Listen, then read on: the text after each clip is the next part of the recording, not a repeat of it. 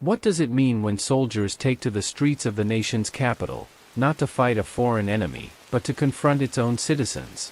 This week, Washington, D.C., became the stage for a moment that has sent shockwaves across America and beyond. President Donald Trump ordered the National Guard into the streets during large-scale protests, a move his supporters call necessary for public safety and his critics call a dangerous step toward authoritarian rule. It began with thousands of demonstrators gathering near the Capitol and the White House, rallying against new federal policies they believe threaten civil liberties.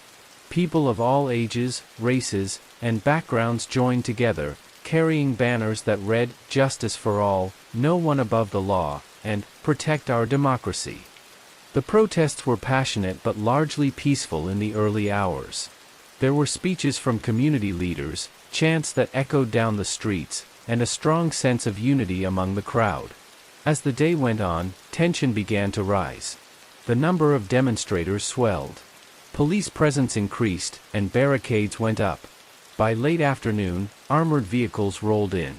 Soldiers in full combat gear began taking up positions at key intersections.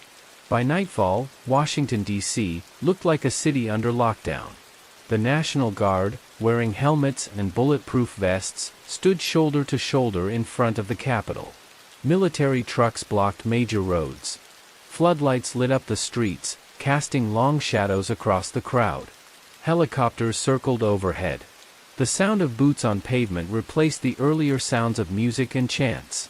The administration's official statement claimed the deployment was to ensure order and prevent violent unrest.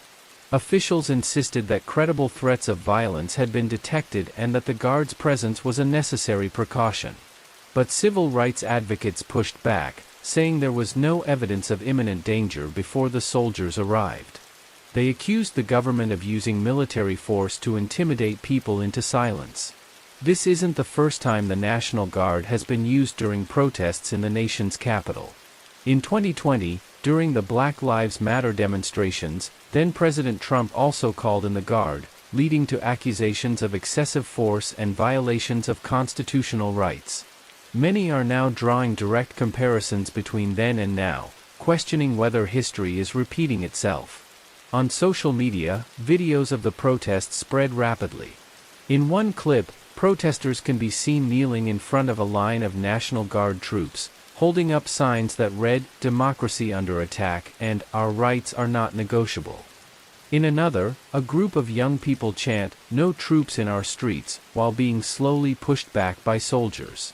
These images are being shared worldwide, fueling debates about the balance between safety and freedom. Some residents of Washington, D.C., say the Guard's presence made them feel safer, citing fears that the protests could turn violent. Others say it made them feel like prisoners in their own city. One woman described the scene as something you expect to see in a war zone, not the capital of a free country. Political analysts warn that the use of military forces in domestic protests sets a troubling precedent. The United States has always had a clear separation between civilian law enforcement and the military, but moments like this blur that line. If the government begins to normalize military involvement in peaceful demonstrations, it could permanently change how protests are handled in the future. Human rights groups are now calling for independent investigations into whether the Guard's deployment was justified or whether it was an overreach of executive power. Some lawmakers are demanding congressional hearings. International observers have expressed concern, warning that such actions can erode democratic norms and freedoms. For many Americans, the question now is simple: was this about protecting citizens, or was it about silencing dissent? Supporters of the deployment argue that law and order must come first and that without strong action, protests can easily spiral into chaos. Opponents argue that freedom of speech and the right to protest are the very foundations of democracy, and that deploying soldiers against your own people undermines those principles. The coming weeks will determine how this moment is remembered. Will it be seen as a necessary measure during a time of unrest, or as a dark chapter in American history where military force was used to control peaceful citizens? What happens next in Washington will not only affect the people in the streets today but will also set the tone for how the government responds to dissent in the years to come. This is the Unheard Files, bringing you the stories they don't want you to see.